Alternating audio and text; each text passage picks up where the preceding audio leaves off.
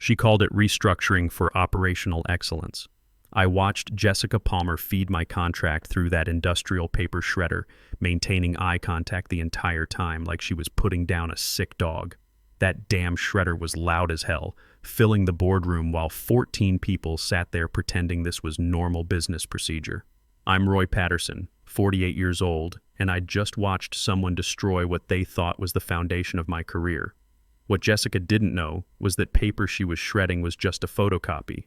The real contract, the one with the clause that would change everything, was sitting safely in Mason Thompson's fireproof safe downtown.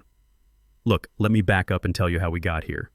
16 years ago, Advanced Manufacturing Solutions was 3 guys in a rented garage, trying to build automation systems that didn't fall apart after a week. I was 32, fresh out of my engineering program at State, and desperate enough to work for equity instead of salary. The smell of that place still hits me sometimes: motor oil, burnt coffee, and pure determination. My first breakthrough came in month 4, a load balancing algorithm that could predict equipment failures before they happened. Patent number 1. Then came the robotic assembly optimizer. Patent number 2. Here's the thing, I wasn't trying to get rich quick. I just solved problems that nobody else could crack. Linda thought I was crazy working 70-hour weeks, but she supported it. We were young, Sarah was just learning to walk, and Brian was still in diapers. Build something that matters, she'd tell me when I'd come home exhausted at 9 p.m. But don't forget, you're building a family too. She was right. Every patent I filed, every system I designed, I kept thinking about college funds and retirement plans. By year 3, we had moved into a real building and hired 15 people. I was getting somewhere. You gotta understand, this wasn't some Silicon Valley startup with ping pong tables and free kombucha. This was nuts and bolts manufacturing in Ohio. We built systems that helped factories run better, and every improvement meant real jobs for real people. Patent 3 was a quality control system that caught defects 40% faster than anything on the market. Patent 4 revolutionized conveyor belt timing. By year 5, we had 50 employees and our first major contract with a Detroit auto plant. I wasn't flashy about any of it. No social media presence, no conference speaking tours. Some days I wore the same shirt 3 days running because I was too focused on debugging code to think about laundry. But I was building something solid. You could see it in how people acted during crises. When legal needed patent documentation, they came to me first. When acquisition offers came in, they always included clauses protecting my work specifically. Because here's what they don't teach in business school. Without real innovation, you're just burning investor cash. By year 7, we had 8 patents and 120 employees. I'd been promoted to Senior Innovation Director, which sounds fancy but really meant I got a laminated badge and enough autonomy to keep solving problems. The company was pulling in $45 million annually, and most of our competitive advantage came straight from my lab. Sarah started kindergarten that year. Brian was in preschool. Linda had gotten her promotion to assistant principal. We bought our first real house. Nothing fancy, just a 3-bedroom colonial with a basement where I could tinker on weekends. Life was good. Patent 8 was my breakthrough. An integrated manufacturing system that could optimize workflow across multiple production lines simultaneously. The first client saved 30% on operational costs in 6 months. Word spread fast. By year 10, we had 180 employees and contracts across the Midwest. I developed patents 9 through 12 during those years, each one building on the last, creating a comprehensive automation platform that nobody else could match. The business journals called it transformative. I called it Tuesday. Just another problem solved. I stayed focused on what mattered. Patent 13 cut assembly time by 25%. Patent 14 revolutionized inventory management. Patent 15 was a predictive maintenance system that could prevent equipment failures before they happened. That one alone brought in $18 million in the first year. By year 12, we had grown to 250 employees and $78 million in annual revenue. I was 44 years old, had 15 patents to my name, and felt pretty good about what we'd built. Sarah was a junior in high school talking about engineering programs. Brian was playing JV basketball and getting decent grades. Linda and I started talking seriously about retirement planning. Another 15 years, maybe 20, and we could pay off the house, get both kids through college without debt, and maybe buy that cabin in the mountains we'd been dreaming about. Here's what I didn't see coming. Success makes you a target. Everything changed in year 13 when Hartwell Capital, a private equity firm from Chicago, bought 51% of our shares. The original founders were ready to cash out, and frankly, the offer was too good to refuse. $180 million for a company we'd started in a garage. At first, nothing changed. Same office, same team, same projects. Hartwell's representatives were polite, professional, mostly hands-off. They talked about strategic growth opportunities and operational optimization, but they left us alone to do what we did best. That lasted about 8 months. Then they brought in Jessica Palmer. Jessica Palmer walked in like she owned the place, which I guess she kind of did. MBA from Harvard, 10 years in private equity, 36 years old with expensive heels that clicked on our concrete floors like a countdown timer. Everyone in the engineering lab stood up when she entered. I stayed at my workstation debugging a servo calibration issue. You know, actual work. "Roy Patterson, right?" she said, like my name was a question mark. "I've heard incredible things about your contributions." The pause before contributions should have been my first warning. But I was polite, shook her hand, gave her the standard tour, showed her the lab where we developed the automation systems, explained how our patents work together as an integrated platform. She nodded along, asking questions about scalability and market positioning instead of how the technology actually functioned. That was red flag number 2. Any CEO who cares more about buzzwords than engineering specs is trouble. Within her first month, Jessica started what she called optimizing our innovation pipeline. Sounds good, right? Here's what it actually meant. My R&D budget got slashed by 40%, just like that. $400,000 down to $240,000, labeled as resource reallocation toward market-facing initiatives. When I asked what market-facing initiatives needed engineering resources, I got corporate speak about synergy and strategic alignment. 2 of my best engineers, guys I'd trained personally, got reassigned to something called the Innovation Accelerator Program. This was run by consultants from Boston who said things like, fail fast, iterate faster, and disrupt the disruption. I walked into the lab one Monday morning to find their workstations empty. Their nameplates gone from the project board. No discussion, no transition period, just gone. When I asked Jessica about it, she said we needed to embrace agility over legacy thinking. Legacy thinking. I was 45 years old. That's when I started documenting everything. Every email, every budget cut, every meeting where decisions got made without consulting the guy who actually built the technology. I wasn't paranoid yet, just careful. The way you get careful when storm clouds start gathering. But the worst part wasn't losing people or money. The worst part was watching Jessica take credit for my work. Patent 16, a quality control system I'd spent 8 months developing, got rebranded as the Next Gen Quality Enhancement Suite in her Q2 presentation to the board. My technical specifications became her glossy slideshow with stock photos of smiling workers and buzzwords about revolutionary automation solutions. She stood there pitching my technology like she'd invented it during a yoga retreat. Not one board member questioned where the innovation actually came from. They just nodded along as she performed for them, repackaging 14 years of my work into something marketable. You gotta understand, these weren't just patents to me. Patent 16 came from staying late 3 nights a week for 2 months, testing different algorithms until I found one that could detect microscopic defects in real time. I'd missed Brian's basketball games and Sarah's school plays to get that system working perfectly. Now Jessica was taking bows for it. Linda noticed the change at home. "You're different," she said one night after dinner. Angrier. More distant. She wasn't wrong. But it wasn't just anger. It was something colder. I was watching 14 years of my career get systematically erased by someone who couldn't tell a servo motor from a coffee maker. By month 6, under Jessica's leadership, my team had shrunk from 8 engineers to 3. The other 5 got reassigned to priority initiatives or right-sized for operational efficiency. The 3 who remained were good people, but they were nervous. You could see it in their eyes during meetings. Afraid to associate too closely with the guy whose star was clearly falling. I started getting excluded from my own project reviews. I'd walk past conference rooms and see Jessica demonstrating my automation systems to potential clients, laughing like innovation was entertainment. To her, maybe it was. To me, advanced manufacturing solutions was where I'd invested 14 years of 12-hour days and breakthrough moments that kept 250 people employed. Patent 17 was my masterpiece. An integrated system that could optimize production workflow across multiple factory floors simultaneously, predicting bottlenecks before they happened, and rerouting materials automatically.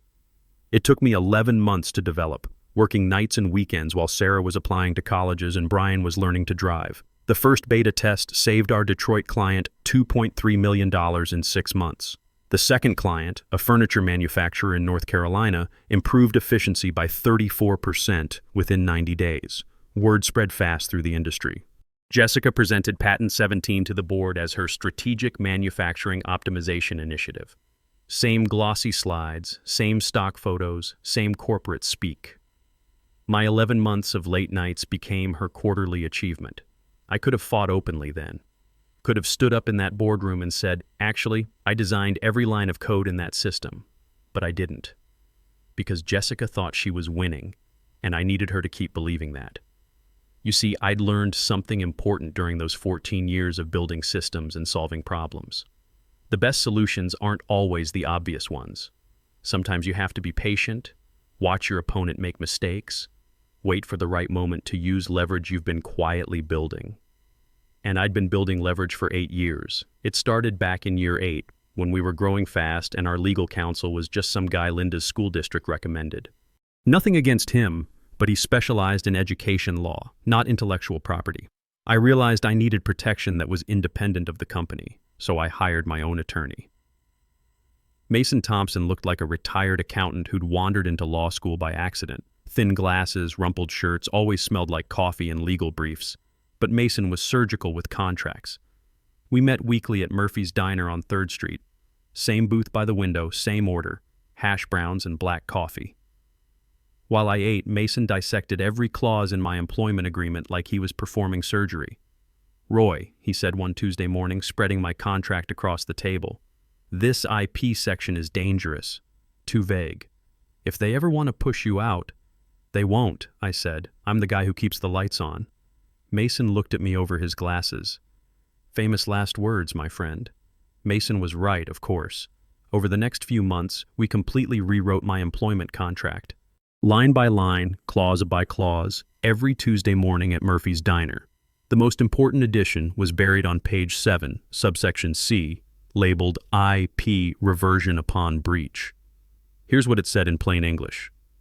If the company fired me improperly, without following their own termination procedures, without proper notice, or in violation of any contract terms, every single patent with my name as original inventor would revert back to me.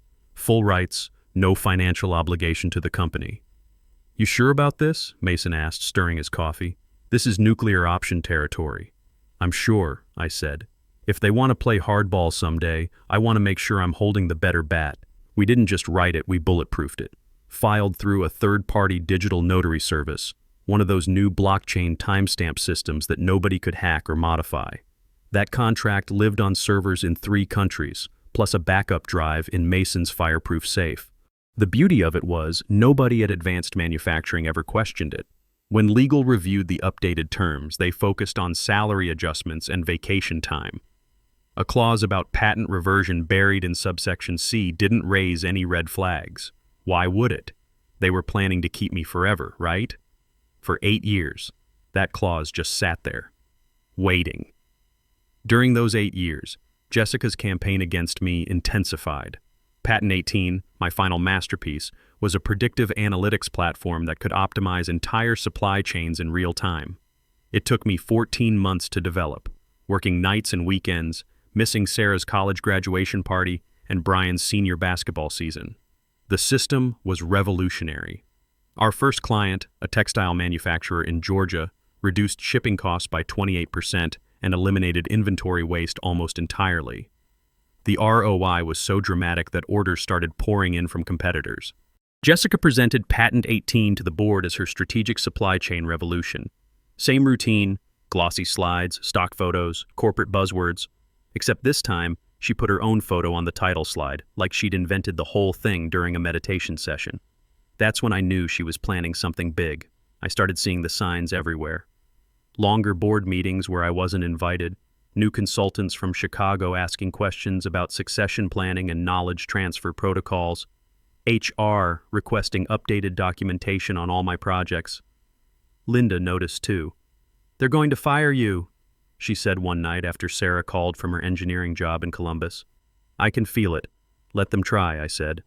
"Roy, you're 47 years old. Starting over at this stage." "I'm not starting over," I told her. "Trust me." The execution happened during the Q3 board meeting, exactly like I described at the beginning. Jessica had turned it into theater. The conference room set up, the name cards, the whole performance. She wanted to make an example of me. "Before we discuss projections," Jessica began, standing at the head of that polished table like a prosecutor, "there's some legacy housekeeping to address." There was that word again. Legacy. She pulled out what looked like my original contract, the one I'd signed in that garage 16 years ago. I could see the coffee stain on the corner where I'd spilled my cup during that first meeting with the founders. "This represents what loyalty used to mean," she announced, holding it up like evidence in a murder trial. "But we're not that company anymore." Then she fed it into that damn shredder. The machine was loud as hell, drowning out everything except my heartbeat. She fed the contract through inch by inch, pausing occasionally to look directly at me like she was waiting for me to beg or break down. "You've had a good run, Roy," she said over the grinding noise. "But innovation requires fresh perspectives, new energy, people who understand velocity, not nostalgia." The board sat there like mannequins. A few looked uncomfortable, but nobody said a word. One guy I'd worked with for 6 years couldn't even look at me. "We appreciate your legacy contributions," Jessica continued, making air quotes around legacy like she was discussing a broken fax machine. "But moving forward, your services are no longer required. No HR representative, no severance discussion, no private office conversation, just public execution by paper shredder." I sat there for maybe 10 seconds, watching that machine chew up what she thought was my career. Then I stood up slowly, adjusted my collar, and said the only words I spoke that entire meeting. "Noted." Then I walked out. The funny thing was, I felt completely calm. No anger, no panic, just this cold clarity. Because what Jessica didn't know, what none of them knew, was that the paper she'd just destroyed was a photocopy. A prop. The real contract, the one with the reversion clause, was sitting safely in Mason's office. And by shredding my contract publicly, skipping HR procedures, and making it a humiliation show instead of following proper termination protocols, Jessica had just triggered the biggest legal mistake of her career. I drove straight to Mason's office. He took one look at my face and said, "They did it, didn't they?" "Contract shredding," I said. "Public execution in front of the whole board." Mason leaned back in his chair and smiled, the first time I'd seen him genuinely happy in 8 years. "Well then, I guess it's time to open the vault." The next morning, Mason filed the breach notice. Certified timestamp, blockchain verification, the whole package. We didn't send it to Jessica first. We went straight to their legal department and copied their outside counsel at Hudson Phillips and Associates, the kind of firm that charges $2,000 per hour and handles lawsuits big enough to move stock prices. It took them exactly 18 hours to realize what had happened. Their first response was nervous, not angry. "We'd like to schedule a meeting to discuss this matter and explore possible resolutions." Mason replied with a single PDF attachment. Page 7, subsection C of my original contract, complete with blockchain verification and notary timestamps. The silence that followed wasn't confusion. It was pure terror. Within 72 hours, everything started falling apart for them. See, here's what Jessica didn't understand about the technology she'd been taking credit for. My authorization codes were embedded in every system we'd built over the past 16 years. When their IT department automatically revoked my access credentials, it triggered security lockouts across 3 production lines. The first shutdown happened at 6:23 a.m. on a Tuesday. Our Cleveland facility went dark for 11 hours. 11 hours at $12,000 per hour in lost productivity. That's $132,000 gone because Jessica wanted to make a point with a paper shredder. But it got worse. Their biggest client, an automotive parts manufacturer in Detroit, had compliance requirements that specifically mentioned ongoing certification from the original patent holder for any technology derived from my innovations. Without that certification, which could only come from me, they couldn't legally ship products using my systems. That email landed in my inbox, not the company's. Dear Mr. Patterson, we require updated certification for continued use of Patent 15 technology in our Q4 production schedule. I didn't respond. Not yet. Meanwhile, my phone started ringing nonstop. Companies that had been trying to license our technology for years suddenly had my personal number. A manufacturing firm in Tennessee offered $1.2 million just for access to Patent 17.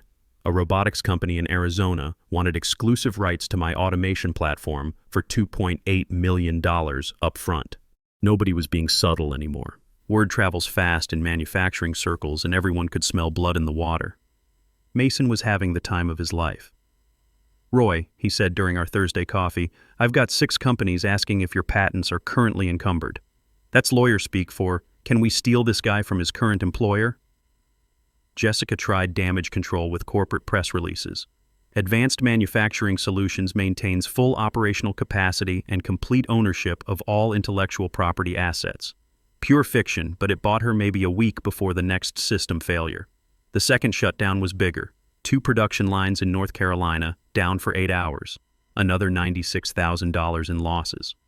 This time, their insurance company started asking questions about systematic operational failures and whether coverage applied to preventable technical incidents. That's when Hudson Phillips and Associates called an emergency meeting. I didn't attend personally. Mason handled it while I stayed home, helped Brian with his college applications, and watched Linda grade papers at the kitchen table. Normal family stuff, the kind of evening Jessica's power games couldn't touch. Mason called at 9:15 p.m. They want to settle. What's the offer? $750,000 in a consulting agreement. I laughed. After 16 years of building their company from scratch, they thought they could buy me off with consulting fees. Counteroffer, I told Mason. $2.8 million up front, plus 15% licensing on all products using my patents. 7-year term, renewable at my discretion. Roy, that's what they'll pay to avoid bankruptcy. Patent 18 alone generates $12 million annually for them. Without my authorization, they can't legally use it. Mason was quiet for a moment. You know this means war. No, I said. War already happened. I won. This is just them paying the bill. The legal battle lasted 5 months. 5 months of depositions, documentation reviews, and expert testimony about blockchain contracts and patent ownership. Hudson Phillips brought in their best litigators, but you can't argue with cryptographic timestamps and notarized documentation. Every week they delayed, their position got worse. Another production line failure, another client compliance issue. Another competitor circling like a vulture, offering me deals that would put advanced manufacturing out of business overnight. By month 3, Jessica was personally calling Mason's office. Not through lawyers, not through corporate channels. Direct calls, begging for meetings, offering revised terms. The woman who'd fed my contract through a shredder was now desperate to negotiate. Mason enjoyed those conversations immensely. The final settlement meeting happened on a Friday in December. Snow was falling outside the windows of Hudson Phillips' downtown office. Jessica sat across from me, looking like she'd aged 5 years and 5 months. Her expensive confidence was gone, replaced by the hollow-eyed exhaustion of someone who'd bet everything on a bluff and lost. She signed the agreement without reading it. $2.8 million up front, deposited within 48 hours. 15% licensing fees on all products derived from my 18 patents paid quarterly for 7 years. And here's the beautiful part. If they missed a single payment, I could terminate the agreement and take my patents elsewhere. Pleasure doing business with you, I said, shaking her hand one final time. She didn't respond. That weekend, I drove up to the mountains and bought a cabin, cedar beams, stone fireplace, windows facing peaks that have been standing longer than any corporate boardroom. No neighbors, no meetings, no performance reviews, just silence and the kind of peace you can only buy with complete financial security. The first licensing check arrived in January. $247,000 for Q4 profits from my technology. I deposited it and called the kids. Dad, Sarah said from her apartment in Columbus, everyone at work is talking about what you did. My engineering friends think you're some kind of legend. Just a guy who read his contract carefully, I told her. No, she said. You're the guy who showed them that patience and preparation beat arrogance and shortcuts every time. Brian visited the cabin last month. He's graduating this spring with his business degree, completely debt-free thanks to Jessica's settlement check. We sat on the porch, watching snow fall on the pine trees, and he asked the question I'd been expecting. Dad, why didn't you just take a severance package and find another job? I pointed toward the mountains. Because some things are worth fighting for. Your education, your mother's retirement, the principle that you own what you create. Jessica thought she could erase 16 years of work with theater and corporate politics. I showed her the difference between managing a company and actually understanding the technology that makes it valuable. These days, Advanced Manufacturing Solutions operates under license from me. Every product they ship, every client they serve, every dollar they make depends on patents I own. They've become my tenants, paying rent for the privilege of using what I built. Jessica's still CEO, but everyone knows the real score. The company she thought she controlled is actually controlled by the guy she publicly humiliated. Not by luck, by preparation. By one contract clause nobody bothered to read carefully. The quarterly licensing checks keep coming. $2.8 million in the bank, kids graduated debt-free, cabin paid off, retirement secured at 48 years old. That paper shredder didn't destroy my career. It freed me from having to pretend I needed them. Some people chase titles. Some chase corner offices. I chase something simpler. The right to own what you build and the patience to protect it properly. And every time that licensing payment hits my account, I remember Jessica's confident smile as she fed my contract through those blades. She thought she was cutting me loose. Instead, she cut herself off from everything that made her company valuable. The revenge is perfect because it never ends. In the end, they teach you that loyalty doesn't pay, but they never mention that preparation does. Every man who's built something real knows this truth. The contracts you sign today determine the battles you can win tomorrow.